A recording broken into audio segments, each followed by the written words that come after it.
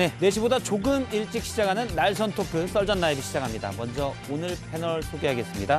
김근식 경남대 교수, 국민의힘 윤희석 전 대변인, 더불어민주당 김유정 전 의원, 김성회 싱크와이 소장 나와 있습니다. 안녕하십니까? 안녕하세요. 예, 오늘 뭐 어떤 주제를 할까 했는데 오전에 또 뉴스가 나와서 할 게 생겼습니다. 뒤에는 이제 이재명 민주당 의원 얘기도 좀 있고요. 앞에는 갤럽 여론조사에서 대통령의 지지율 얘기입니다. 첫 주제 먼저 보겠습니다. 네, 이번엔 24% 보수 중도 외면으로 적었습니다. 8월 첫째 주 갤럽 여론조사에서 윤석열 대통령의 국정수행 평가 부정이 66% 빨간색입니다. 푸른색 긍정은 24%입니다. 지난주에 28%가 돼서 처음으로 30% 선이 갤럽 조사에서 깨졌는데 이번 주는 더 떨어졌습니다. 최근 5주간 추이를 좀 보도록 하겠습니다. 예, 부정은 계속 높아만 가고 긍정은 낮아져만 가고 있습니다. 32% 선에서 좀 버틸까 했는데 지난주에 28% 그리고 오늘은 24%입니다. 김은식 교수님, 24%의 의미는 어떻게 보십니까? 이 끝없는 추락의 이 바닥이 보이지 않는 수치인 것 같아서 불안합니다. 불안하고 윤석열 정부를 만드는데 열심히 도왔던 저를 포함한 많은 국민들이 답답해할 거라고 생각이 들고요. 임기 초반에 이런 식의 좀 놀라운 수치로 하락세가 보이는 것은 분명히 대통령을 포함해서 대통령실, 내각, 당 그리고 모든 사람들이 한번 이걸 엄중하게 사태를 좀 직시할 필요가 있다라고 생각이 들고요. 저 웃긴 것은 웃긴 게 아니라 더 심각한 것은 대통령이 지금 휴가 중이시잖아요. 예. 그럼 휴가 중에 그냥 계시는 거잖아요. 계시는데 이렇게 4%가 또 빠졌다는 건 정말 대통령이 가만히 있는 건데 왜 4%가 빠졌느냐. 물론 뭐 따져보면 뭐 박순애 장관 파동도 있고 뭐 당이 계속 시끄럽고 뭐 이러저러한 이야기는 나옵니다만 어쨌든 대통령이 안 보이고 대통령이 지금 휴가 중에 대개 있는데도 이렇게 빠졌으니 도대체 이 하락세의 이 지속이 언제까지 갈 것인지 참 걱정스럽기만 합니다. 그래서 다음 주 월요일 날 등장하는 우리 대통령의 이 출근길 모습이 무언가 획기적인 변화가 있지 않으면 이걸 다시 반전시키기가 어려울 수도 있다고 하는 그런 아주 불행한 생각이 좀 들기도 합니다. 예, 대통령실에서는 이 낮은 지지율에 대해서 일단 국민 뜻을 헤아려 부족한 부분을 채우겠다라고 얘기를 했습니다. 이게 오늘 얘기입니까? 예, 지금 오늘 이 순간에 30%로 떨어졌을 때 설마 30%가 무너지랴라고 다들 생각했던 것 같아요. 그런데 이제 결국 무너지고 말았죠. 그게 이제 보수층마저 등을 돌렸다. 이제란 거 그 반증이 될 것 같고요. 그런데도 휴가 중에 그 대통령실에서 얘기한 거는 잘 주무시고 영화도 보시고 이렇게 하신다 그래서 많은 사람들이 잠이 오시냐 이제 이런 얘기도 했던 것도 사실이죠. 그런데 지금 24%잖아요. 그러면은 국정농단 당시에 박근혜 전 대통령 그리고 문재인 대통령이 최저치 그것보다 낮은 수치입니다. 이게. 이제 그 두 수치가 30%를 못 넘었거든요. 그런데 그 두 수치보다도 훨씬 낮은 상황이 24%인데 어떤 획기적인 대반전의 기회를 잡지 못한다면 이를테면 다음 주에 정말 출근도 하기 싫으시겠죠. 이런 상황에서는. 해서 뭔가 카드를 내놓지 않으면 이러다가는 10%대로 떨어질 수도 있겠다. 그런 생각이 듭니다. 예.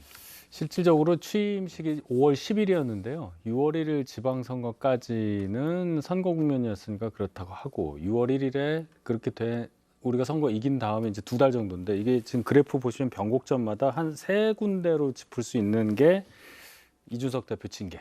그때 한 5% 빠진 거죠. 예. 그다음에 또 4% 빠진 게 이제 문자. 그다음에 또 4% 빠진 게 이제 소위 말해서 박순애. 예. 이제 취향 연령 이렇게 하나 다행인 것은 이렇게 구별을 해서 분석을 할 수 있다는 거. 그래서 요걸 치유를 하면서 올라갈 수 있는 여지가 있지 않느냐라는 그런 생각도 해보는데 너무 많이 빠져서 참 좀 걱정이 많이 됩니다. 뭐 말씀드리면 치유를 해야 될 타임인데 계속 하나씩 더 나오고 있는 그런 상황이긴 합니다. 지지율이 4분의 1이죠. 그러니까 이렇게 4명이 앉아 있잖아요. 윤석열 대통령 지지자들이 난 윤석열 대통령 좋아라고 말할 수 없는 심리적 위축이 된 상태입니다. 어디 가서 앉아도 3명은 윤석열 대통령을 지지하지 않는 사람을 만날 수밖에 없는 확률적 위험이 있다는 점에서 지지자들이 위축되는 게 첫 번째 문제라고 보고요. 그다음에 좀 뭐 지지율 하락에 여러 가지 이유가 있겠지만 이건 정말 제가 간곡히 청하는 건데 술 얘기를 하거나 술 사진은 더 이상 안 뿌렸으면 좋겠어요. 지금 그 소맥을 말아놓고 그 앞에서 이 고기 굽고 이 연극 보는 사람들이 고개를 숙이고 있는 모습, 전 이런 게 크게는 안 보여도 굉장히 큰 영향을 미친다라고 보거든요. 요즘 뭐 부장님도 잘 아시겠지만 직원들 데리고 회식 못 다닙니다. 요즘 회식이라는 거는 이 대충 40, 50대들끼리 자기들끼리 가는 회식은 해도 직원들하고 이렇게 안 다니고 있거든요. 근데 여전히 대통령은 내가 술 사주는데 내가 고기 사주는데 이런 지금 경기도 어려운 마당에 정말 술 얘기 이제 좀 그만해야 되지 않나 생각이 많이 들어서 그렇게 두 가지는 좀 꼭 지적을 하고 싶습니다. 일단 뭐 김성현 소장님 말씀드리니까 일단 대통령 지지율이 낮은 거는 국가적으로도 손해지요. 그런 면에서 나온 얘기로 이해를 하겠습니다. 그런 점에서 좀 굉장히 심각하다고 보는 게 공무원들이 이러면 안 움직이거든요. 그러니까 예. 제대로 된 정책이라고 하더라도 야 이거 괜히 추진하다가 다음번에 와서 왜 너 윤석열 정부 때 이랬어라고 욕먹는 거 아닌가라는 걱정들이 지금 들기 시작하는 지지율이라서 그런 점에서 굉장히 좀 불리해졌다고 봅니다. 그리고 이제 보수층 같은 경우 이제 고정 지지층마저 이제 조금씩 빠지고 있다는 게 되면 아까 공무원들 움직이지 않는다는 국정 운영의 동력도 있지만 하나는 뭐냐면 콘크리트 지지층마저 등을 돌리기 시작한다고 하면 이걸 반전하기가 쉽지가 않은 거예요. 지금 말씀하신 대로 이번 갤럽 조사에서 보수층만 놓고 봤을 때 나는 보수층입니다라고 성향 조사에서 답했던 분들의 긍정 평가가 44%, 부정 평가는 48%로 갤럽 보수층 조사에서는 처음으로 네. 부정이 더 많아졌습니다. 게다가 지금 긍정에서 하나 또 저희가 눈여겨봐야 될 것은 이게 전화 면접으로 하는 거거든요. 그렇죠. 어떤 점이 마음에 드세요라는 질문을 하는데 이게 몰라요가 21%이던 것이 28%로 뛰어올랐습니다. 점점 갈수록 대답 못하겠다 하여튼 난 윤석열 대통령을 지지해라고 말하는 분들이 늘어난다는 자체도 사실 좋은 시그널은 아닙니다. 그렇죠. 그러니까 공무원들 얘기 나온 김에 제가 조금 보태자면 두 가지 큰 문제점이 있습니다. 그 다들 김대중 대통령 존경한다고 하는데 왜 DJ의 노선은 따르지 않는지 참 궁금한데요. DJ 항상 이렇게 말씀하셨어요. 공무원은 개혁의 대상이 아니고 개혁의 주체다. 개혁의 동반자다. 이런 말씀 늘 강조하셨거든요. 그런데 윤석열 대통령 어떻게 했습니까? 자, 국방부 지금 어떻게 속이 어떨까요? 다 여가부 어떨까요? 경찰은 마음이 어떨까요? 교육부 공무원들은 어떨까요? 교육부 장관, 차관, 차관보 전부 다 교육 비전문가들이거든요. 거기 모아놓고 지금 5세 입학 턱 던져놓고 이 난리가 났는데 어떻게 생각할까요, 공무원들이? 공무원 복지부정이 괜히 나오는 게 아니거든요. 첫째 심각한 문제다. 개혁의 동반자 이거를 꼭 명심했으면 좋겠다 이런 생각이 들고요. 두 번째는 그 한 해에 매년 이루어지는 부처의 업무 보고는 무엇보다 중요한 자리입니다. 그리고 실국장들 다 같이 배석하고 그때 최초로 대통령 얼굴을 보면서 상견례하는 자리거든요. 그래서 대통령의 국정 철학이 무엇이구나, 우리 부처의 업무에 어떤 부분에 방점을 찍고 계시는구나, 소신이 무엇이구나 이런 얘기를 듣고 또 보고 드리고 하는 자리예요. 또 굉장히 그 격렬한 또 논쟁을 할 수 있는 그런 자리이기도 하고요. 그래서 수석들 다 배석하고 그 자리가 사실은 부처에는 1년 중 가장 중요한 자리인데 그거를 장관하고 독대하면서 그것도 장관 얘기 듣는 것보다는 당신 말씀을 더 많이 하시면서 박순애 장관 사태도 이렇게 난 거 아닙니까? 1대1 장관 독대하고 5세 입학 딱 던졌는데 공무원들이 우리는 모릅니다. 장관이 독대하고 오신 거예요. 이렇게 하지 않겠습니까? 그래서 저는 그 두 가지 문제 굉장히 심각하다고 보고요. 빨리 개선하지 않으면 정말 국정 운영이 못한다. 10%대 금방이다. 이렇게 말씀드립니다. 10%대까지는 이제 국가의 그건 진짜 좀 불행이고요. 10%대까지 내려가지 않도록 해야 되고. 근데 뭘 바꿔주셔야 되는데. 그러니까요. 예. 그러니까 바꿔 주실 거라고 일단 우리 썰라에서도 열심히 하고 또 대통령께서도 이제 휴가 기간이니까 뭐 생각이 없지 않겠습니까? 아니 뭐 그저께 나온 얘기는 3개월 됐는데 뭘 바꾸냐라고 대통령 말씀하셨다고 하니. 그저께고. 바로 하루에 월요일 날 뭘 갖고 오실지를 이제 그 시간이 많아요. 그저께 이후에 어제도 그럼. 있고 오늘도 있고 내일도 있고 아니 절대 주말도 전국구상 안 있고요. 하시면서요. 24%를 받기 전이었으니까. 요로를 통해서 아니 이야기 많이 그러니까 하겠습니다. 절대 전국구상 하는 휴가 기간이 아니라고 저렇게 그건 한 못을 박았는데요. 연초고 월요일이죠. 주초고 아, 주초고. 월요일이고요. 그러니까 생각이 많이 바뀌고 있다고 생각이 들어요. 그래서 저는 그 혹시 교수님이 간절한 바람 아닙니까? 아닙니다. 그 월요일 날 보시죠 한번. 우리가 좀 조금 그 희망의 흔적을 좀 보고 있기 아니 때문에 100일 기자회견도 안 한다는 말씀도 나오고 그것도 있어서. 주초 이야기고요. 그래서 오늘 변곡점으로 해서 왜냐하면 당내 상황도 일정 정도 지금 정비가 됐기 때문에 오늘을 변곡점으로 해서 아마 다음 주에 출근할 때는 확실히 그 변화했구나, 바뀌었구나라는 걸 좀 느낄 수 있을 거라고 생각해요. 실제 어떻습니까? 윤희석 대변인도 이제 종종 대통령 측근들 얘기도 좀 듣고 같이 또 이렇게 보지 않습니까? 네. 윤씨기도 하고. 근데 분호 보면 대통령님의 반응은 좀 어떻습니까? 지지율이나 여론 전국에 대해서. 글쎄요, 제가 직접 뵌 지가 오래돼서 예. 뭐 그까지는 모르겠는데 직접 뵈실 때 지지율 그때 선거 때는 지지율에 대통령 후보께서 많이 좀 마음을 쓰셨는지도 궁금해지네요. 뭐 인지상정 그 정도. 예. 네. 왜 신경을 안 쓰시겠어요? 당연히 예민한데 그것을 드러내냐 안 드러내냐의 문제인데 역으로 한번 생각해 보세요. 지지율에 연연하지 않고 하겠다는 얘기는 일단 머릿속에 지지율이 들어가 있는 겁니다. 예. 그런 거죠. 예. 뭘 자꾸 우리가 대통령 말씀을 해석을 해야 됩니까? 액면 그대로 좀 갔으면 좋겠어요. 그러니까 바뀌어야 할 것을 바뀌어야 할 것을 알고 아까 우리 저 윤희석 대변인 이야기했잖아요. 떨어지는 그 계기들이 있잖아요. 이준석 예. 징계 그럼 당내 갈등 아닙니까? 그 다음에 문자 파동 이건 당정 간의 지금 정상 관계가 아니라는 거죠. 대통령과 집권 여당 사이에. 그다음에 박순애 파동 내각이 제 역할을 못한다는 거 아닙니까? 뭐 이런 몇 가지 계기들을 종합적으로 분석을 해보면 이 지지율을 반등하기 위해서는 어떤 것들을 고쳐야 되겠다는 걸 잘하셨는데 그래서 그 당내 거예요. 파동이 생기고 문자가 나오고 나니까 국민의힘이 화들짝 놀라서 최고위를 갑자기 없애버리고 비대위를 만들면서 당원 당규를 고치고 있어서 상황은 더 악화되는 것 같은데 지금 말씀하신 최악의 경우 대통령은 당무에 개입하지 않는다고 하는데 내부 총질 문자가 나오니까 있는 최고위를 해산시켜버리고 비대위로 넘어가는 상황. 국민들은 야, 저 당은 그냥 대통령 시키면 일사불란하게 가버리는구나라고 판단하실 것 같아요. 그런 부정적 인식까지 지금 반영이 돼서 지지율이 떨어진 거고요. 그런 바닥을 치고 올라오려면 우리 대통령을 그래도 지지해주고 싶은 유권자들이나 우리 당이나 또 윤석열 정부의 성공을 바라는 입장에서는 그렇게 좀 그 피를 감수하더라도 고통을 감수하더라도 빨리 당 문제를 좀 정리를 하자. 수습을 해서 다시는 치고 올라갈 수 있게 다시는 대통령과 당이 서로 엇박자 내지 않는 그런 당 시스템을 만들자는데 지금 동의해서 지금 최고위를 없애고 말을 가는 잘 거예요. 듣는 당대표를 뽑는 것밖에 방법이 아닙니다. 없어요. 이번에 만약에 새로운 당대표 뽑으려면 제가 누차 말씀드리면 다음 뭐 이슈에 나오겠지만 이준석 체제도 정리가 되지만 윤핵관 체제도 저는 정리가 된다고 생각을 해요. 대부분의 당이 그렇게 생각한다고 봅니다. 오늘 대통령도 아침 그렇게 하실 거라고 페이스북에 이렇게 생각해요. 또 올리셨죠. 예, 음식. 예, 예. 소수 의견 아니십니까? 아닙니다. 죄송하지만 이게 다수의 의견을 좀 모아가고 있습니다. 그래서 대통령께서도 아마 잘- 보시지 않았을까 생각이 잘 안 되고 드는데 있는 것 같아요. 잘 안 되고 있는 것 같고. 다음 주 금요일에 보시죠. 10% 내려가길 바라시는 거예요 지금. 아니 뭐 다 나라와 국민이 불행해지길 바라지는 않지만 크게 개선의 정이 없어 보이기 때문에 이게 과연 이걸 유지할 수 있을까 이런 유지 굉장히 이제 중요한 시점인 것 같아요. 그래서 굳이 당도 잘하네요. 뭐 이러다가 갑자기 당이 막 비상 상황으로 막 넘어가는 이 상황에 대해서 우리가 좀 이해가 안 되는 거예요. 우리가 당 생활을 하루 이틀 그렇죠. 원데이 그거 이해 안 투데이 된 한 건 사람들이 반영이 아니잖아요. 된 거고. 그런데 예. 처음 보는 광경들이어서 참 희한하다. 그러면 이런 이제- 생각이 들죠. 저희도 그런데 예. 국민들 보시기에도 이게 너무 이상한 당 아니야 이러지 않겠습니까? 그러면 앞서 이제 말씀하시지 않습니까? 지지율이 떨어지는 원인은 명확하다. 예를 들어서 이준석 대표의 징계 또 문자 박순애 장관 이런 문제들이 있었지 않습니까? 그럼 하나하나씩 한번 구체적으로 짚어보고 그러면 어떤 해결책이 있어야 되는지 얘기를 좀 해보도록 하겠습니다. 일단 지지율 하락의 주요 원인 중 하나로 꼽히는 박순애 교육부 장관 만 5세의 초등학교에 입학하는 문제. 기자들이 어제 계속 이에 관련해서 물었는데요. 자리를 뜨기도 했습니다. 소통이 부족했다는 지적을 받았는데 영상으로 잠깐 보겠습니다.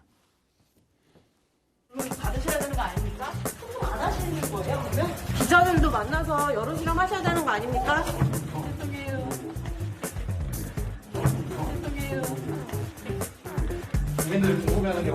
장관님 너무 무책임하신 거 아닌가요? 질문 받으셔야죠. 지금 논란을 이렇게 만들어 놓고 질문 안 받으시면 장관님 여론 수렴 많이 하신다고 하셨지 않나요? 부총리님 잠깐 질문 받으시죠. 질문 받으시고 가시죠. 질문 받으시고 조금만 쉬시고 오시면 제가 말씀드리겠습니다. 언제 말씀해 주시나요? 언제 말씀드리겠습니까?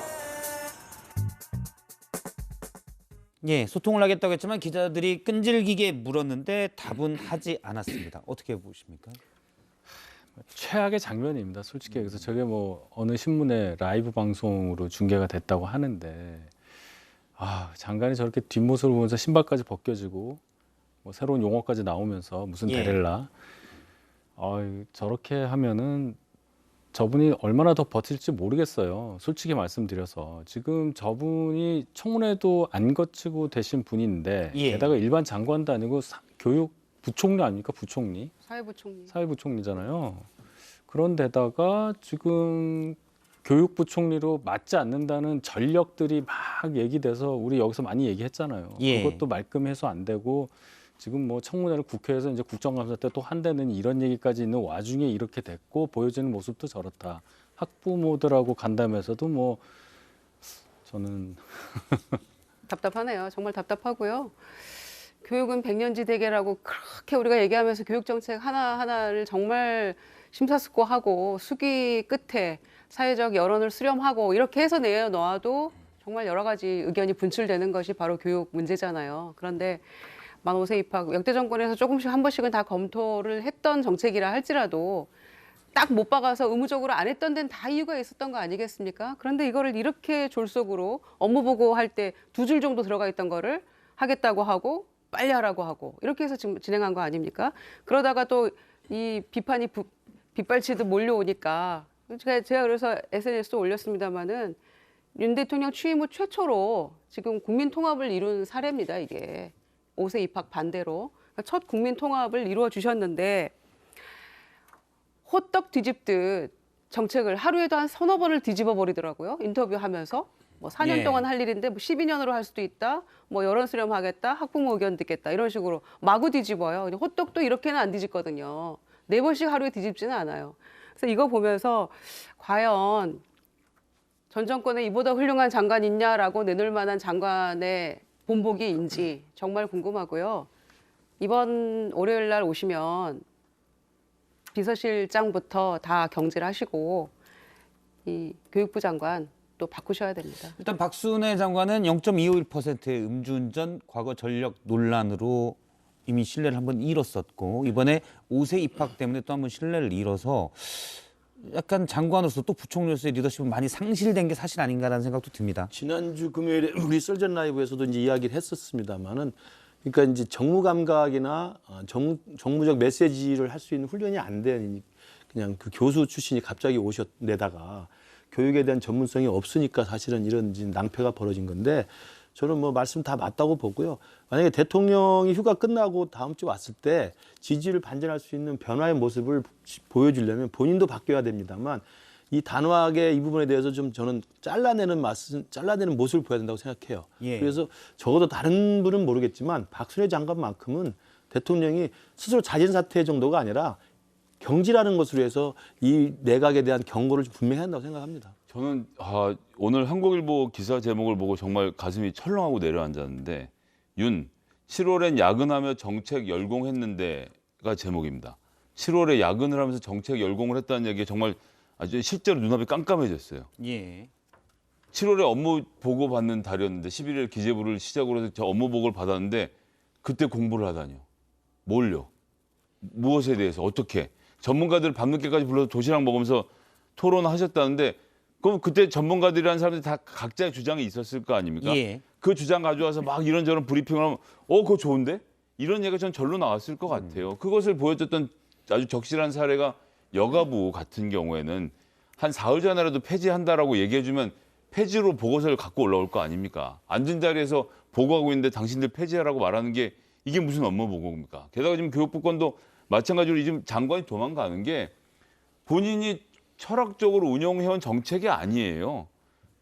공약에도 없었고 인수위에도 없었고 100대 정책 과제도 안 들어있는데 어디서 갑자기 5세가 나와서 갑자기 이게 빠르게 하라는 지시까지 내려왔다는 거 보면 그거를 보면서 제가 이 야근하면서 정책 열공했다는 얘기를 들으니까 이 두 가지가 매칭이 되는 겁니다. 이 정책이 숙성하는 기간이 필요한데 대통령께서 모르시는 부분에 대해서는 장관들을 좀 믿고 장관들의 얘기를 들어주시는 게 좋지. 지금 전문가들하고 이번 달에 한 토론을 가지고 이번 달에 정책으로 삼는 것은 너무 위험합니다. 그것이 예. 전 5세로 드러났다라고 생각해요. 그게 아니라면 도대체 이 5세가 어디서 나온 건지 아무도 설명을 제가 해주는 분을 못 뭐 만나서. 장관이 저렇게 대답을 못하고 가는 거는 정책에 대한 이해가 사실 없기 때문이라고 보시는 그러니까 거죠. 본인 예. 모르는 얘기를 하려니까 답답하니까 도망갈 수밖에 없지 않겠습니까? 박순애 장관은 그 얼마 전에 학부모 단체 간담회 저희가 다루기도 했었는데요. 간담회에서는 불만 5세 입학에 대해서 불만을 강하게 내비친 학부모 단체 대표에게 저렇게 손을 부여잡고 마치 내가 그만 다 잘할게요라는 취지로 보였었는데 학부모 단체는 앞에서는 저렇게 했는데 어제 공개된 영상에서는 기자들이 이것저것 물어봤는데 역시 물론 구체적인 맥락은 전후 맥락과 상황은 또 다를 수가 있습니다. 그런데 이렇게 또 지릉답 없이 나가는 모습 보면 저것도 좀 상반된 모습이 아닌가라는 생각이 들어요. 그러니까 이제 5세 입학뿐만 아니라 교육부 업무 자체에 대한 충분한 이해가 없는 건 분명히 보여요. 예. 그러니까 이제 저는 대통령께서 좀 단호한 조치를 취하시기를 건의를 드리고 김 소장님 말씀하신데 야밤까지 이렇게 열공한다는 걸 뭐라고 할 필요는 없죠. 근데 야근까지 하면서 도시락 서로 주문해서 전문가들 데려서 공부하는 건 좀 나쁠 게 아니라고 보는데 말씀하신 것처럼 지금요? 아니 그러니까 공부를 하더라도 장관복을 지금 하고 있는데요. 아니 장관보고와 공부는 다른 거죠. 공부했다는 내용들이 그 분야 공부를 아니 하시는데요. 탈원전에 대해서 이야기를 한다 그러면 탈원전을 다시 이제 탈탈원전으로 바꾸는 거 아닙니까? 그럼 탈탈원전이라는 큰 정책 기조를 정했으면 탈탈원전과 관련된 세론들이 있을 거 아니에요. 강론들이 그 이슈들에 대해서 도시락을 시켜서 밤에도 공부를 한다는 것이니까. 자, 이제 왜 그런 말씀을 그러니까 드리냐면 공부하는 걸 뭐라고 할 필요는 없고 제가 말씀드릴게요. 중요한 것은 선택과 집중이 안 돼 있다면 그건 좀 성숙되지 못한 공부가 될 수 있죠. 그러나 윤석열 정부가 들어와서 윤석열 정부의 새로운 어떤 정책 방향을 잡고 그 정책 방향 하에서 그걸 좀 더 구체화시키고 무르익게 하기 위한 공부를 하는 것 같고는 제가 뭐라고 할 그게 필요 안 없다고 된다는 봐요. 얘기를 드리는 게 짧게만 하면 국가교육위원회라는 이게 만들어져서 국가의 교육 정책을 여야와 상관없이 정권에 상관없이 집행하도록 만들어뒀어요. 이제 만 5살로 학령을 낮추는 것 같으면 국가교육위원회가 다뤄야 될 주제인데 장관도 대통령도 그 사실조차를 모르고 있는 게 지금 이 정부의 현실입니다. 그러니까 7월 달에 야근하면서 열공했다는 것을 지금 박순애 장관의 저 정책의 낭패로 바로 연결 짓는 건 좀 너무 박한 평가는 아니냐. 예. 일단 박순애 장관 얘기는 여기까지 하고요. 박순애 부총리 겸 장관에 대해서 내부 의견이 다 비슷하죠? 예, 같은 의견입니다. 아니, 그 조치가 7월 달에 필요하다는 열공의 결과가 이거냔 말씀이죠. 한마디로. 그러니까 공부를 하는 것 자체를 뭐라고 할 필요 없다는 뭘 이제 와서 거예요. 공부를 공부를 미리미리 공부했어야죠. 공부를 제대로 하는 거라고 해줘야지. 미리미리 공부했어야죠. 인수위 때 하는 일도 없으시더구만. 그래도 예. 공부 안 하는 것보다 낫잖아요. 행사 이거냐고요. 만 5세. 잘할게요. 말도 안 되는 거 아닙니까? 말도 안 되게 너무 까네. 아우, 정말 오늘 사실 사전에 너무 답답하네요. 다룰 내용이 많아서 티키타카를 부탁드렸는데 이 정도로 티키타카일 줄은 몰랐습니다. 예. 유튜브 댓글 안내를 드리겠습니다. 지금 시켜서 한 것 벌써- 같잖아요. 아닙니다. 전 시키는 대로 하는 건데 지금. 고맙습니다. 예.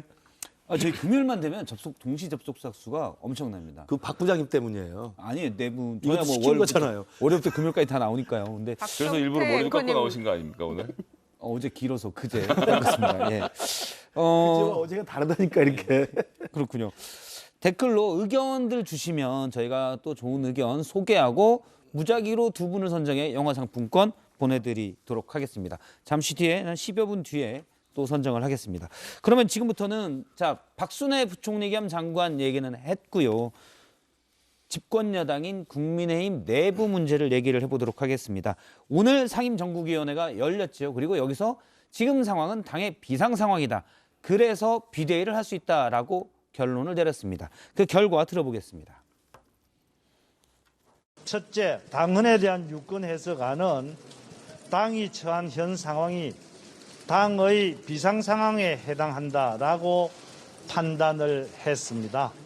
비상 상황이냐의 표결에는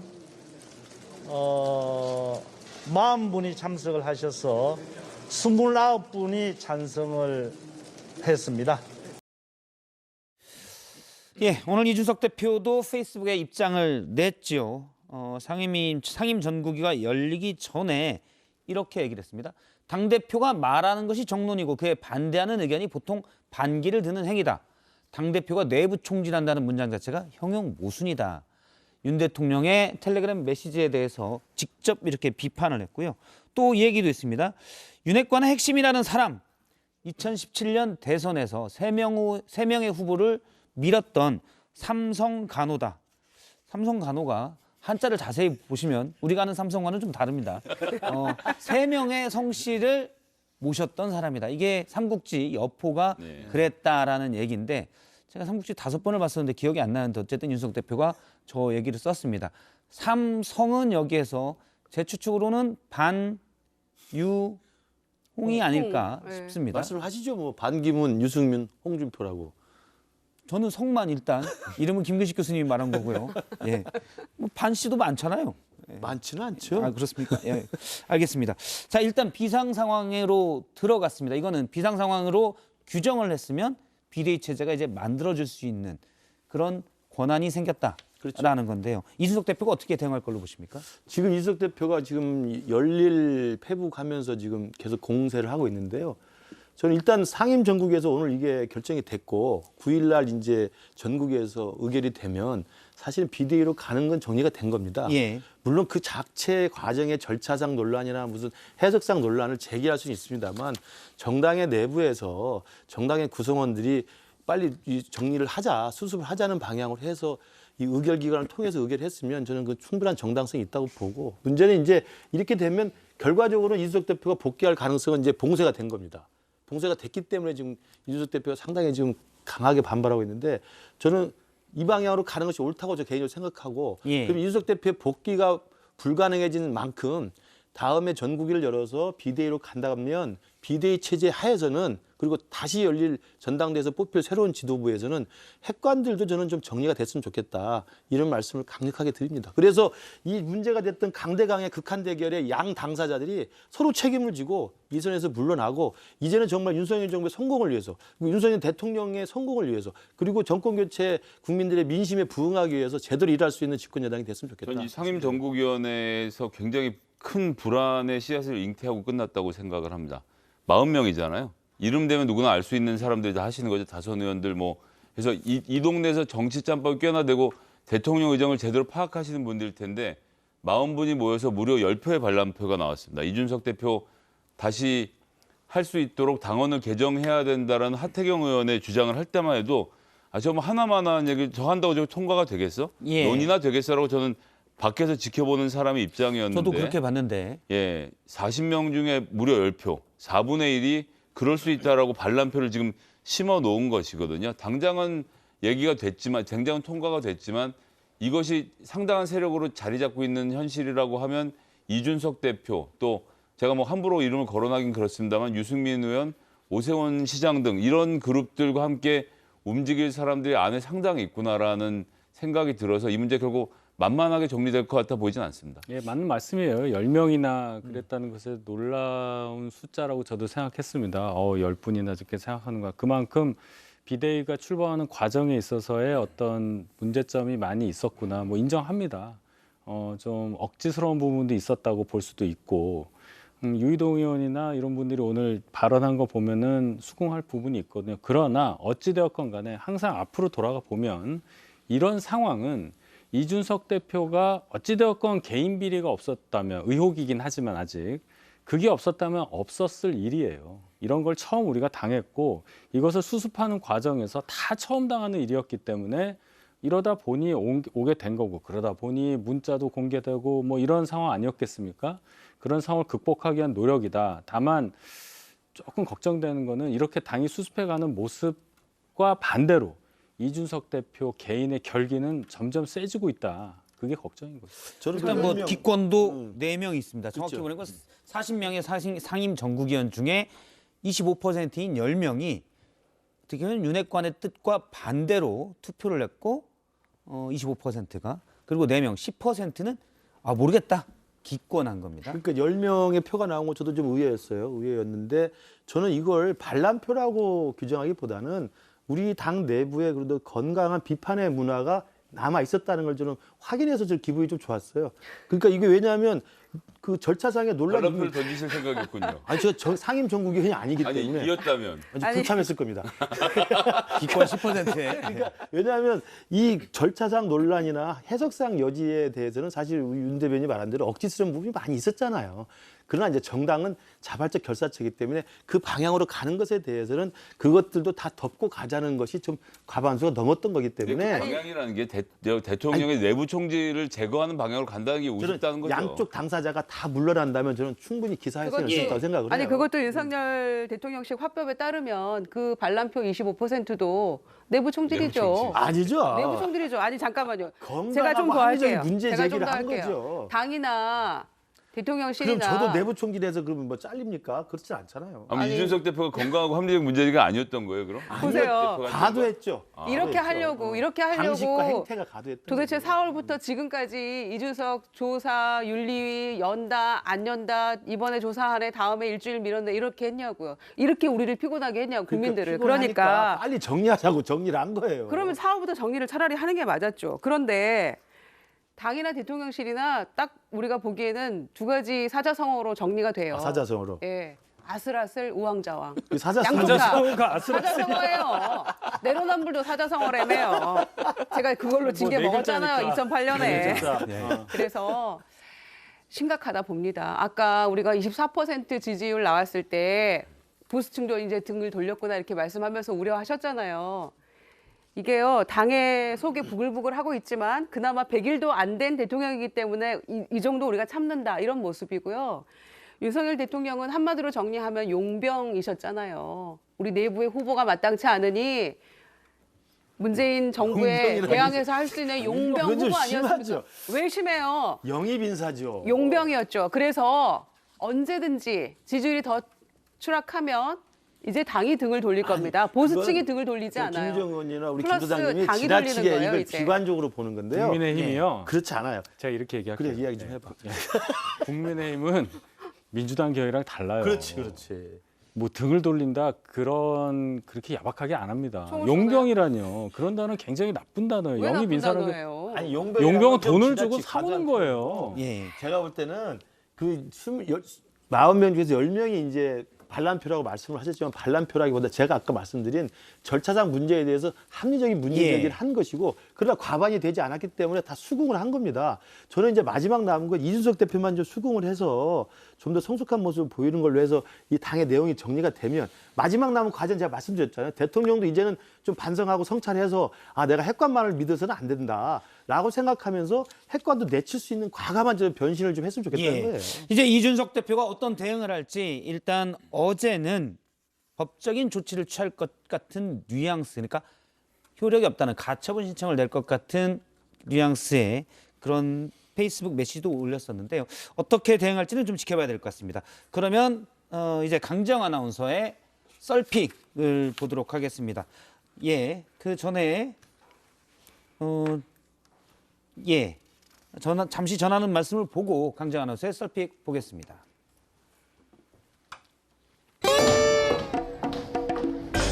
강추도 친추도요? 마크로 사크로 해? 쏘는 시간 넘겨? 몇 시? 4시.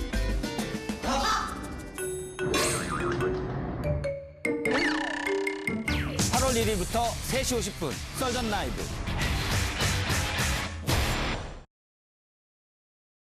네, 썰픽입니다. 첫 번째 픽부터 보시죠. 내동댕이 쳐진 이용수 할머니. 어제 국회 사랑제 앞입니다. 위안부 피해자 이용수 할머니가 펠로시 미국 하원의장을 만나기 위해 기다리고 있었습니다. 그런데 국회 경호팀이 다가와서 의전 경호 때문이라면서 할머니를 옮기려 했는데요. 양측이 결국 실랑이를 벌였고 급기야 이용수 할머니가 휠체어에서 바닥으로 넘어졌습니다. 사람 죽인다 이거. 잠깐 여기 다치세요. 아니 안 넣나 이거? 안 넣나? 예예. 일단 일어나시죠. 일단 일어나. 안 넣나? 다치세요. 이거 뭐야? 다치세요. 네, 앞서 보신 것처럼 경호원들은 이용수 할머니의 다리를 들어서 이렇게 옮기려고 했습니다. 할머니는 병원에 이송됐지만 당이 큰 부상 없이 퇴원해서 안정을 취하고 있다고 합니다. 애초에 펠로시 의장을 만나려고 했던 건 지난 2007년 미국 의회가 위안부 결연을 통과시킬 때 큰 역할을 해준 데 대한 감사 인사를 전하기 위해서였다고 합니다. 당시 상황에 대한 이야기는 오늘 저녁 뉴스룸에서 자세히 전해드립니다. 두 번째 픽 보시죠. 다누리 달 전이궤도 진입 성공. 우리나라 최초의 달 탐사선 다누리가 달로 가는 궤도 진입에 성공했습니다. 발사체와 정상적으로 분리되었으며 달을 향한 궤도에 성공적으로 진입하였음을 말씀드립니다. 다누리는 오전 8시 8분 미국 케이프 커네버럴 우주군 기지에서 발사돼서 9시 40분경 첫 교신에 성공했습니다. 앞으로 4개월 반 동안 비행해서 12월 31일 달 상공 100km에 안착하는 게 목표인데요. 성공할 경우 우리나라는 세계 7번째 달 탐사국이 됩니다. 여러분이 픽한 오늘의 썰 무엇인가요? 예, 일단 위안부 피해자 할머니인 이용수 할머니가 어제 낸시 펠로우 미국 하원 의장을 만나렀다가 사실은 경호팀에서 너무 좀 과하게 대응한 것 같아요. 어떻게 보십니까? 2007년에 그 소위 말하는 120일 결의안 일본 정부에게 미국 하원 의원이 일본군 성노예 문제에 대해서 사과를 하라는 직접적으로 요구를 예. 했던 결의안 통과시켰던 주인공이시고 그때 증언대에 쓰셔서 낸시 펠로시 의원을 비롯해서 거기에 있는 모든 의원들을 감동시켰던 장본인이시기도 합니다. 저도 그때 미국에 살 때라 할머니 모시고 캘리포니아 지역을 열심히 돌아다니면서 서명도 받고 했던 기억이 나는데요. 예. 이거 지금 이런 경우에 낸시 펠로시 의장에게는 여성 인권과 전쟁에서 여성 인권을 보살핀 사람으로서 본인 이미지를 세울 수 있는 기회였기 때문에 조금만 조율을 해서 했으면 좋았겠다는 생각이 드는데 꼭 저렇게까지 내동댕이 쳤어야 되는 문제인가? 그 국회의 대응이 좀 매우 아쉬웠습니다. 그때 그 기억도 김성현 소장님이 가지고 계셔서 얘기를 해주셨습니다. 그러면 저희가 또 바로 앞서 이제 댓글을 보고 영화 상품권이 대통령 지지율은 떨어졌지만 저희는 영화 상품권은 늘 나가야 되니까요. 민주당 이야기는 안 합니까? 할 겁니다. 이거 끝나고 예, 바로 할 예. 거니까요. 예, 바로. 재미가 없어요. 청출이 떨어져서 걱정이 있으신가 봐요. 민주당 복색하러 가고 댓글이 계시니까. 재밌잖아요. 대통령 지지율 하락 관련해서 이웃님이 지금 이 시각 관심보다 충신이 필요한 시기다라는 얘기 주셨고요. 정기수님, 뭐 때문에 지지율 떨어지는지 방송에 다 나오는데 고치지 않는 건 소신인가요? 아집인가요? 라는 의견 주셨습니다.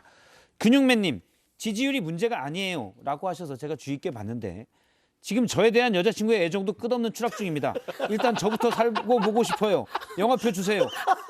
연주야, 피곤하다 해놓고 친구들이랑 맥주 먹어서 미안해. 영화표 되면 같이 영화 보러 가자. 네, 연주 씨랑 같이 영화 보세요. 영화표 2장 드리겠습니다. 대단하십니다. 근육맨님이 근육맨. 근육맨님이신데 일단 댓글 쓰시는 분들 중에 창작자들이 들어와 있는 것이 아닌지 맞아요. 너무 재밌네요. 항상 살 네. 때마다. 예. 창의적인 분들에게 에너지를 드리기 위해서 창의적인 분들에게 저희가 영화표 원인을 알고 진단하고 처방을 하시잖아 이분은. 그러게요. 알았어요. 왜 대통령 못 하시죠? 나중에 1년 뒤에 한 번에 모아서 전국 노래자랑 이렇게 모으듯이 창작으로 이렇게 뽑힌 분들 모아서 한번 이거 되게 현실성 있어요. 이게 민생이에요. 일단 저부터 살고 보고 싶어요. 이것보다 강한 민생이 어디 있습니까? 그래서 최우수작 이렇게 그러게. 선정하면 좋을 것 좋을 것 같아요. 같아요. 예. 이분도 있습니다. 20대 취업 준비생입니다. 영화표 받기 위한 사연을 쓰려고 머리 싸매면서 삶을 돌아봤는데 아무것도 없어서 놀랐습니다. 일단 영화표 주시면 취업 후에 사연 생기면 적어내겠습니다. 이분 드리겠습니다. 일단 저희 JTBC에서 영화표 받은 게 사연이지. 큰 사연. 이분 인생에 큰 사연 됐습니다. 전국 방송 탔어요. 영화표 돈은 얼마 안 됩니다. 3만 원 좀 안 되는데 일단 막노라님, 막노라님 이분 막노라 공부도 좀 하세요. 공부가 다는 아닌데 일도 하시고 예 알겠습니다. 하안님 사무실에서 몰래 썰 좀 보다가 현우 터져서 혼났어요라는 의견 주셨고요. 패널 관련해서 강명식님 김근식 교수가 비서실장 해야 됩니다. 라고 주셨습니다. 영모입니다. 예? 영모입니다. 영모인가요? 대통령께서 그런 거 싫어하십니다. 일단 대통령께서 더 욱하실 수가 있어서 그 부분을 좀 보도록 하겠습니다. 다음 주에 한 번만 더 해주세요 그러면. 진심님, 우리는 찬성. 예. 파평윤 씨, 윤 전 대변인님 썰라에서 많이 뵀지만 오늘처럼 축 처진 모습 처음 봐요. 힘내세요. 솔직히 무건 수행하고 있어요. 제가 뭐 드릴 말씀이 없어서. 힘내세요. 대변인님께는 강동갑이 있잖아요. 네, 잊지 않고 있습니다. 네, 조광특위는 한없이 미뤄지고 있습니다. 이면진님, 김성현 소장님 헤어스타일 약간 바뀌셨네요. 잘 어울리십니다. 잘 어울리신데요? 예리하네요 진짜. 예, 오늘 헤어해 주신 분이 달라지셨더라고요. JTBC 와서 한 겁니다. 김 실장님이 의견 주셨습니다. 김유정 의원님 항상 맞는 말만 하십니다. 이분은 민주당에도 쓴소리 많이 하셨던 분입니다. 핵사이다 의견 주셨습니다. 예, 바로 해서 그럼 민주당 얘기로 이제 넘어가도록 하겠습니다. 사실 제가 초반에 좀 말씀을 짧게 해주셔야 민주당 얘기 분량이 늘어난다고 하셨는데 그냥 알아서 하시겠다고 저에서 또 얘기를 하셨습니다. 두 번째 주제는 수사냐 고춧가루냐. 이재명 민주당 의원의 배우자 김혜경 씨의 법카 유용 의혹에 대해서 지금 경찰이 수사하고 있는데요. 민주당 지도부가 반발하고 있습니다. 우상호 비대위원장의 얘기를 들어보겠습니다. 가만히 있다가 또 저 전당대회 시작되니까 슬슬 또 이거 뭐 소환하고 기사 내잖아요. 아니 문제가 됐으면 진작에 다 수사를 하지 왜 꼭 전당대회 때 남의 전당대회에다가 고춧가루 뿌립니까? 예, 김기현 국민의힘 의원은 자신의 범죄 혐의에 대한 사정당국의 수사를 국기문란, 정치 보복이라고 주장하냐. 지나가는 소가 웃을 일이다라고 했습니다. 지금 계속 법카 유용 의혹에 관련돼서 수사 내용들이 조금씩 나오기도 하고 있고요. 그러다 보니까 이런 얘기가 나오는데 이게 정해진 수사입니까? 아니면 지금 야당 전당대회 기간이어서 전당대회에 개입한 거라고 보십니까? 이건 먼저 김유정 의원님한테 들을까요? 일정 부분은 조금 의도한 바도 있는 것 같아요. 왜냐, 민주당에서 봤을 때는 굉장히 평등하게 수사해야 되는 거죠. 이준석 대표 같은 경우에도 늘 윤리징계 결과 전후에 우리가 했던 얘기가 그거잖아요. 경찰 수사 결과 보고 어찌 달랄지 모른다. 그렇게 얘기했었는데 이준석 대표를 한 번도 불렀다는 얘기가 없어요. 자, 그거 첫째 하나 있고요. 두 번째는 김건희 여사 또 그 장모님 관련해 갖고는 아무 소식이 없거든요. 자, 이런 상황을 놓고 봤을 때 우리가 그럼 왜 우리만 해 너네는 안 해 이런 식의 차원이 맞대응 차원이 아니고 일단 공정과 상식을 얘기했으면 좀 형평에 맞게 우리가 모두가 이해할 수 있을 만한 그런 수사로 가야 된다 이렇게 생각하고요. 그런 점에서는 이재명 이제 후보도 제대로 수사받고 하겠다고 하셨으니까 하나하나 일일이 대응하지 마시고 좀 결과를 놓고 나중에 얘기했으면 좋겠다. 저는 이런 마음입니다. 아니, 수사하고 민주당 전당대회하고 그렇게 연관 지으시면 더 웃겨요. 우리만 탁 꼬집어서 하고 있잖아요. 우리만 탁 꼬집어서. 아니죠. 윤석 대표 수사도 하고 있는 거고 수사 가는데 지금 수사하는 거는 쭉 왔고 민주당이 그때 맞춰서 전당대회를 하는 거예요. 이건 정확히 맞는 게 이게 그 배모 씨 관련돼서 고소고발 사건에 들어간 게 공직선거법상 허위사실 유포죄로 고발이 된 거예요. 그렇죠. 아시잖아요. 그러면 선거사범은 선거가 있은 지 6개월 안에 기소를 할지 말지 송치를 할지 말지를 정해줘야 됩니다. 그러면 3월 9일 대선이기 때문에 9월 8일까지는 끝내줘야 됩니다. 그러니까 당연히 8월 달에 경찰 수사가 정리가 돼야 돼요. 예. 오히려 이게 빨리 진행이 안 된 걸 탓해야지 8월 28일 전당대 맞췄다고 이야기하는 것은 고춧가루 뿌리는 게 아니고요. 우리는 축하하는 내용을 하고 싶고 그러니까 경찰 수사는 수사대로 갈 수밖에 없는 그러니까 거예요. 교수님 말씀하신 대로 빨리 했어야 되는데 빨리 8월 했습니다, 전당대에 지금. 맞춰서 하는 거잖아요. 그 아니죠. 말씀대로예요. 아니 그 당이 왜 전당대회를 8월에 하냐고 그러면은. 저희는 항상 8월에 전당대회를 2년마다 하고 있어요. 근데 선거사범들 일정이 6개월에 바뀌지 끝낼 않고요. 때 대부분은 조금씩 하다가 그 기한에 맞춰서 대부분 합니다. 저희들도 마찬가지고 고소고발 사건이 들어가면 바로 하지 않아요. 그렇잖아요. 그러니까 이것은 그냥 경찰이 수사하는 수사의 시스템의 일정이 그렇게 된 그러니까 것이지. 우리가 뭐라고 하겠어요? 빨리 이걸 하라는 고춧가루 말밖에 뿌린다고 이야기하는 건 진짜 빨리 큰일 하라는 것 하나 그다음에 그렇지. 공정하게 하라는 언론에다가 거. 자꾸 뭐 흘리지 말고 빨리 수사나 하시라는 것. 이준석 대표 관련돼서는 김성진 아이카이스 대표 말하는 거 말고는 단 한 줄도 수사 관련된 이야기들이 나오지 빨리빨리 않더라고요. 불러서 해야죠. 이준석 대표도 불러야죠. 혐의가 없나 보죠. 한 번도 불러서 했다는 얘기가 없잖아요. 혐의가 없는데 지금 윤리가 징계했다는 말씀을 하시니까 네. 제가 깜짝 놀라게 혐의 되네요. 없이 징계하고 야, 그럼 비대위 무서운 상황 당이다. 만들어서 얘기고. 대표를 보내버려요. 아니 그리고 자꾸 고춧가루 뿌린다고 하시는데 일부 여론은 이재명 의원이 당대표 되는 게 국민의힘에 좋다는 의견도 굉장히 세요. 고춧가루 뿌릴 일이 아니라고 저는 보는데. 그래서 그렇게 하는 건가요? 아니죠. 아니 고춧가루 뿌릴 일이 아닌데 무슨 수사하고 전당대회를 자꾸 이렇게 매치를 시키냐고요. 요 얘기도 잠깐 있습니다. 조선일보가 오늘 보도를 했었는데요. 이 법카 유용 논란의 핵심 인물이죠. 배모 씨, 배모 사무관이 이재명 의원의 바로 옆집 경기주택도시공사가 합숙소로 썼다. 왜 하필 옆집이냐 논란이 됐던 집인데 이 전세 계약을 배 씨가 내놨다고 합니다. 근데 옆집을 이렇게 내놓은 게 잘 이해는 안 되긴 해요. 물론 크게 보면 경기도 당시 공무원이었기 때문에 뭐 그런 연관관계는 있지만 어떻게 보시는지? 아니죠. 그 경기도 그 직원들이 들어오기 전까지는 그게 다른 사람 소유였을 거 아니에요. 그걸 가지고 내놓는다는데 경기도 직원이 아닌 사람이고 배 씨가 김혜경 씨를 모시는 사람인데 부동산 중개업자 다니는데 왜 그 사람이 내놓습니까?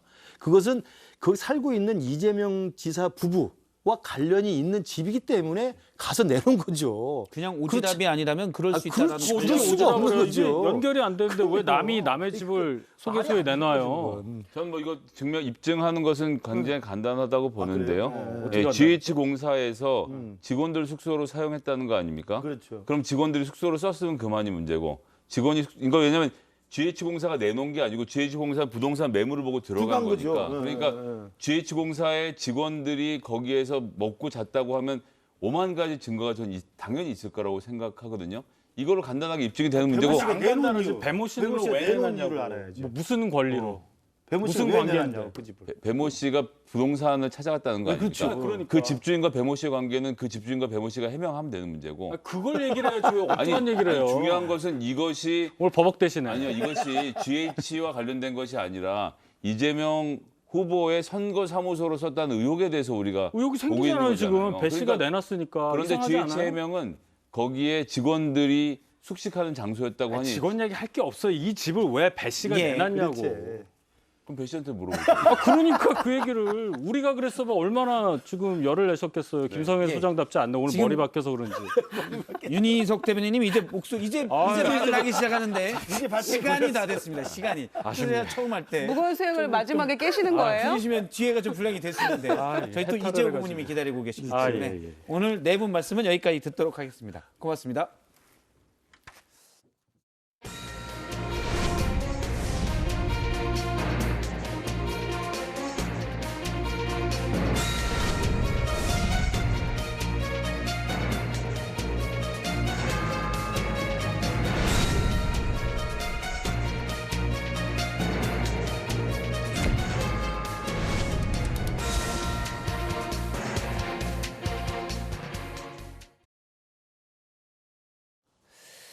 예, 오늘 썰전 라이브에서는 당내 쓴소리도 마다하지 않는 분이시죠. 이재호 국민의힘 상임 고문 지금 방금 스튜디오에 제 옆자리에 앉으셨습니다. 얘기를 들어보도록 하겠습니다. 안녕하십니까? 안녕하십니까? 예, 저희가 바로 네 분 패널이 빠지고 또 바로 오시기 때문에 좀 바쁘셨죠, 번거로우셨죠. 예, 일단 오늘 여론조사부터 보겠습니다. 윤석열 대통령의 이번 금요일 갤럽 여론조사 지지율이 24%입니다. 가장 큰 원인을 이 고모님은 어떻게 보십니까? 가장 큰 원인은 이런 거죠. 정권 교체를 했지 않습니까? 예. 그럼 국민들은 정권 교체에 대한 기대가 두 가지입니다. 대개 하나는 새 정부에는 어떤 사람들이 들어올까? 기대. 인사죠. 인사에 대한 기대. 어떤 사람들이 들어올까? 여기 첫 번째 기대고. 두 번째 기대는 지난 정권의 잘못한 걸 어떻게 처리할 것인가. 예. 이 두 가지 기대가 국민들이 주로 관심이잖아요. 뭐 남북 문제가 어떻고 대미 문제가 어떻고 뭐 중국 문제가 어떻고 이런 거는 그건 국민들이 별로 가슴에 와닿는 문제가 아니고 피부에 와닿는 문제가 아니죠. 한참 생각해야 되는 문제고. 그런데 정권 교체를 했는데 첫 번째 인사 문제에서 국민들의 기대가 충족되지 못했다고 봐야죠. 새로운 사람도 아니고 예. 또 지난 정권 때 인사가 잘못한 것들을 그대로 반복하는 거고 또 기껏 썼다고 하는 인사들이 주로 대통령과 친한 검찰 후배들 뭐 검찰에 있던 사람들 갖다 배치해놓고 그러니까 인사 문제에 대해서 정권 교체에 대한 국민의 기대를 충족하지 못했다. 예. 이게 가장 큰 원인이죠, 우선. 사람에 대한 기대가 없어졌다. 실망으로 그렇죠. 변한. 예, 그런 거고 그 지난 정권에 대한 처리 문제는 그건 시간이 걸리는 거잖아요. 뭐 법적인 문제니까 그게 뭐 마구잡이로 할 수 있는 게 아니고 법에 의해서 예. 해야 되는 거니까 그건 시간이 걸리는 거니까 국민들 마음에 빨리 와닿지 않잖아요. 그러니까 그건 이제 불만만 쌓이는 거죠. 예. 그러니까 그것이 이제 첫 번째 원인인데 그건 결국은 요약하면 대통령이 국정미숙으로 봐야죠. 첫 번째는.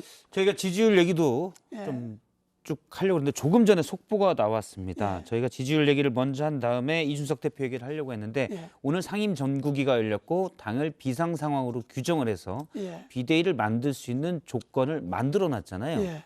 이준석 대표가 지금 KBS가 방금 보도한 속보인데요.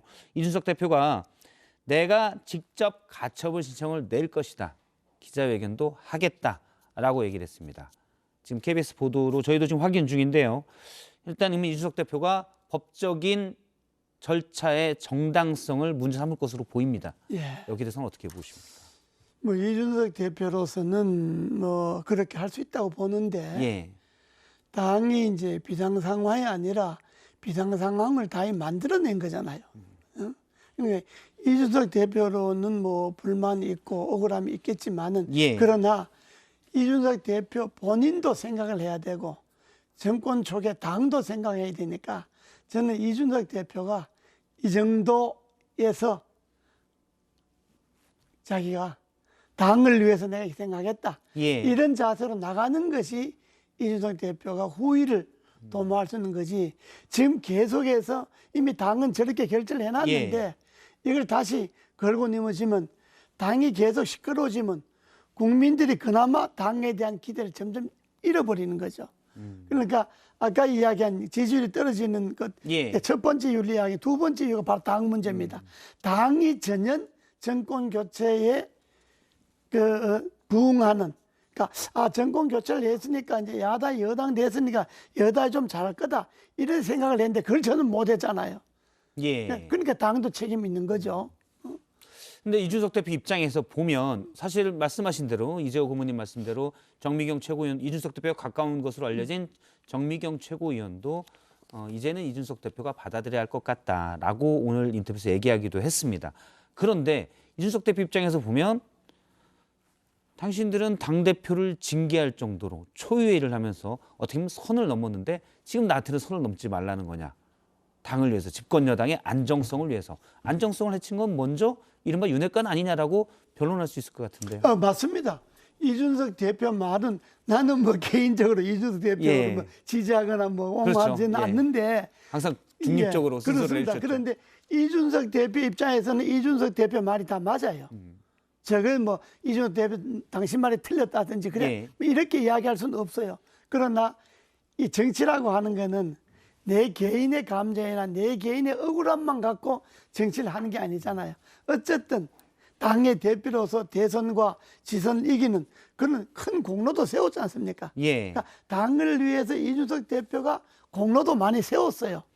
그런데 지금 더 이상 여당이 이렇게 흔들리거나 정권이 흔들리거나 하는 거는 당 대표를 했던 사람으로서 바랄 일이 아니다. 이런 자세를 갖는 게 바람직한 자세다. 내 말은 이런 말이고 이준석 대표 하는 말이 뭐 틀렸다든지 억지라든지 이런 건 아닙니다. 실제로 이준석 대표가 일단 가처분 신청을 하겠다라고 했으면 법조계에서는, 그러니까 정미경 최고위원은 검사 출신인데요. 법적으로는 받아들일 수 있다라고 했고요. 홍준표 대구시장도 역시 검사 출신이잖아요.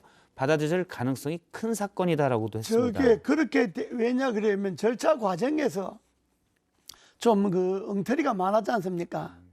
예를 들어서 최고위원을 사퇴를 해놓고 다시 최고위원이 의결할 때는 와서 또 의결하고 사퇴서가 수리되지 않았다는 명분을 내세우긴 했었습니다. 사퇴서는요.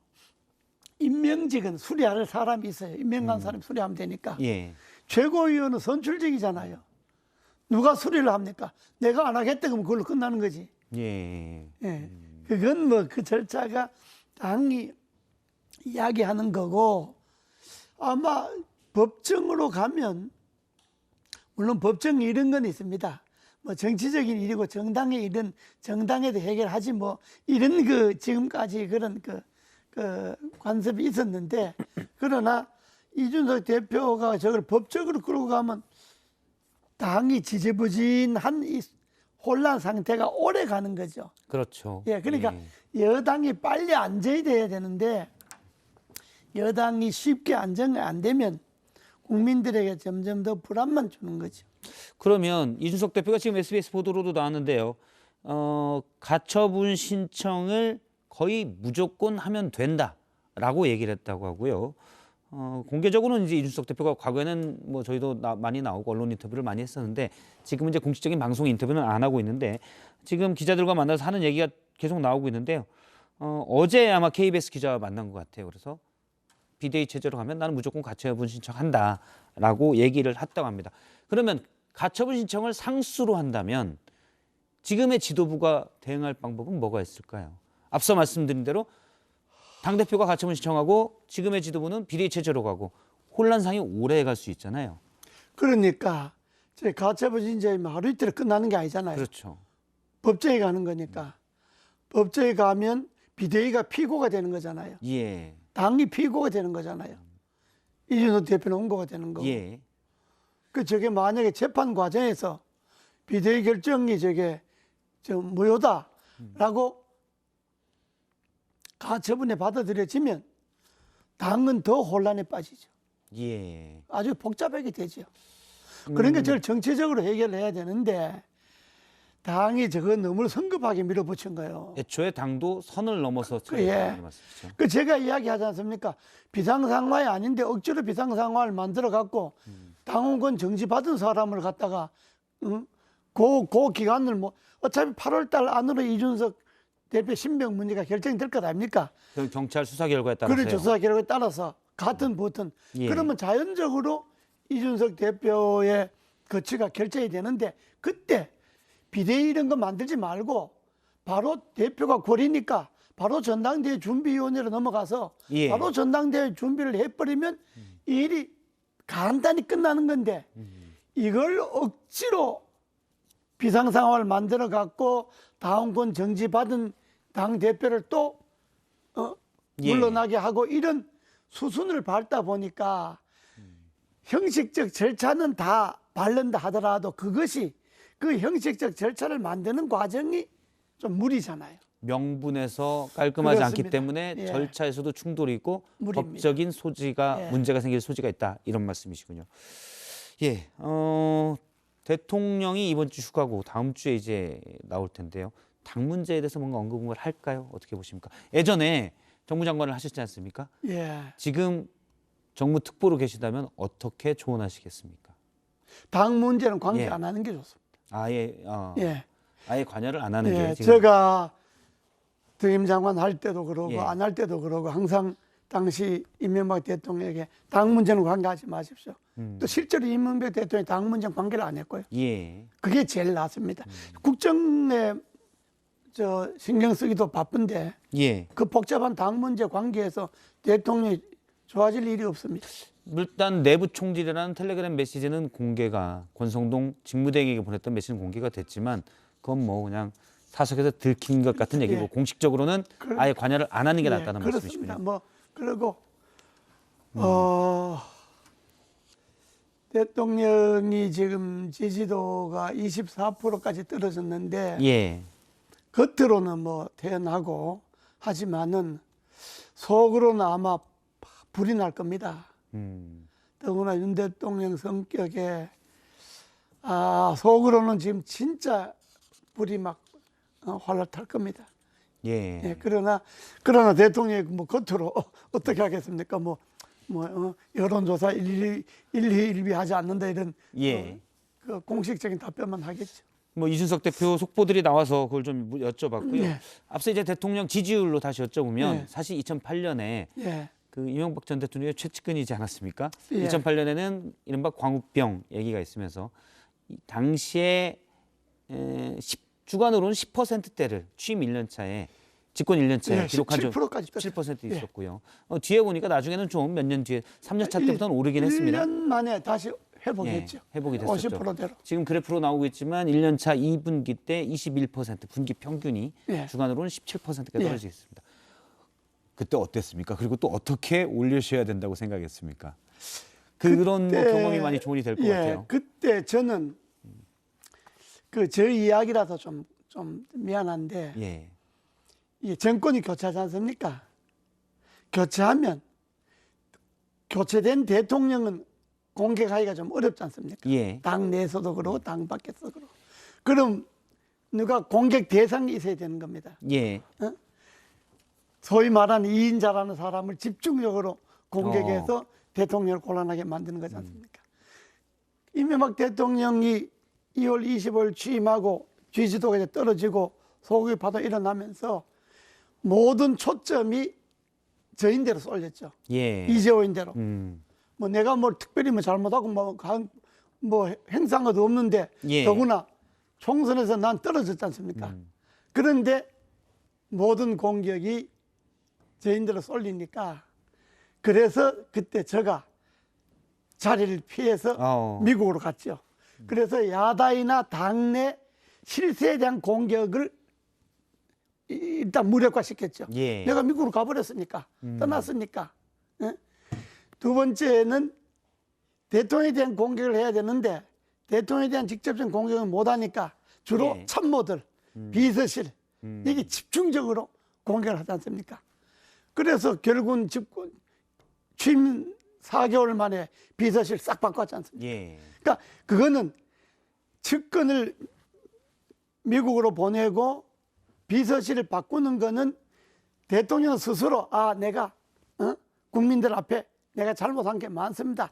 다시금 하겠습니다. 이런 이야기고 그다음에 광우병 때문에 사들여 나가지 않습니까? 그 광우병에 대해서 조건을 미국이 한국이 요구한 조건을 다 들어준다. 그래서 저 반대하고 싸우던 사람들이 초점이 없어져 버리지 않습니까? 예. 조건을 다 받아줘 버렸으니까 그럼 미국이 많이 도와준 거죠. 그래서 인사에 있어서 공격 요소를 없애고 예. 정책에 있어서 광우병 문제를 미국이 다 받아줌으로 인해서 해결해 버리고 그러니까 일단 야당이나 당내 반발 세력으로부터 공격이 잦아들면서 지지도가 이제 멈춰하기 시작하고 그러다가 연말에 들어가면서 이제 예. 경제 위기 사건이 생기니까 그 경제 위기를 해결하기 위해서 미국에서부터 이제 많은 또 도움을 받았고 국제적으로 당신 미국이 많이 도와줬죠. 2008년대 리먼 사태 때 이게 그렇습니다. 바로 있었죠. 또 많이 도와줬고 또 그때 부시 대통령이 많이 도와주고 그래서 그때는 적극적으로 그래도 지지율을 회복하는데 1년이 걸렸습니다. 예. 지금 말씀 들으면 지지율이 떨어지는 요인을 읍참마속이더라도 그걸 빨리 사실은 정리를 하는 게 가장 빠르다라는 말로 이해를 그렇습니다. 하겠습니다. 우리 때는 그랬습니다. 예. 알겠습니다. 오늘 이재호 상임 고문으로부터 국민의힘 상임 고문으로부터 얘기를 들었습니다. 말씀 고맙습니다. 예. 감사합니다. 네, 오늘 썰전 라이브는 여기까지입니다. 계속해서 정치부에 이어지고요. 저희는 다음 주 월요일 오후 3시 50분에 뵙겠습니다. 고맙습니다. 딱히 보고 싶은 영화는 없지만 딱히 먹고 싶은